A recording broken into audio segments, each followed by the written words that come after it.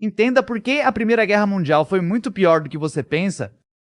Também chamada de Grande Guerra, a Primeira Guerra Mundial foi um conflito marcante que envolveu as principais potências do mundo. Iniciada em 1914 por causa do assassinato do arquiduque Franz Ferdinand da Áustria-Hungria, ela durou nada menos que 4 anos. A guerra só foi encerrada em 11 de novembro de 1918, quando os alemães entraram em um acordo de armistício com os aliados. Sabemos muitas informações sobre esse conflito gigantesco, mas alguns detalhes horríveis até hoje são pouco conhecidos. A guerra foi brutal para os soldados.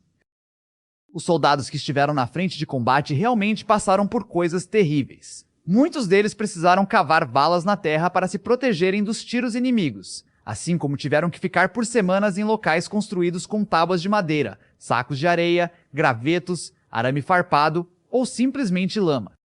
Na Primeira Guerra Mundial, as tropas já usavam metralhadoras e faziam ataques de artilharia do ar.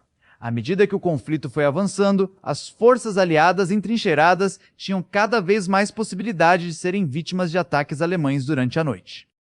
Nas trincheiras eram que aconteciam as mortes em massas, de ambos os lados da guerra. Por exemplo, só na Batalha do Somme, ocorrida em 1916, as forças britânicas sofreram mais de 57 mil baixas, sendo que mais de 19 mil mortes ocorreram no primeiro dia da batalha.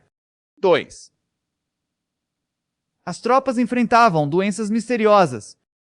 Não eram apenas os ataques que vitimavam os soldados. Em 1915, médicos que trabalhavam na frente ocidental se viram tendo que cuidar de centenas de soldados que estavam sofrendo com uma doença misteriosa, com sintomas que incluíam dores de cabeça, dores nas costas, tontura e rigidez nas canelas. A doença não identificada chegou até a ganhar um apelido: febre das trincheiras.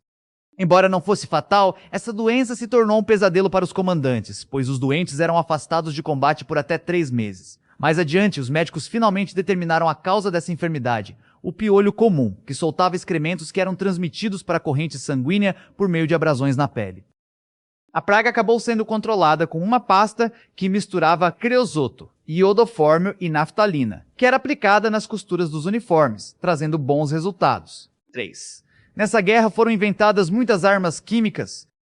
Um aspecto terrível dessa guerra foi a introdução em larga escala de armas químicas. A primeira nação a utilizar esse artefato foi a França, que lançou granadas carregadas com acetato de etila de bromo, também conhecido como gás lacrimogênio.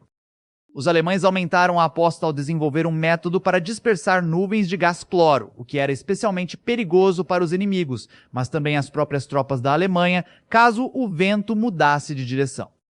Mas a arma química mais comum usada durante a Primeira Guerra Mundial foi o chamado gás mostarda, uma substância que causava lesões na pele, olhos, pulmões e trato gastrointestinal. Mesmo que ele causasse poucas mortes, o gás provocava danos psicológicos fortíssimos.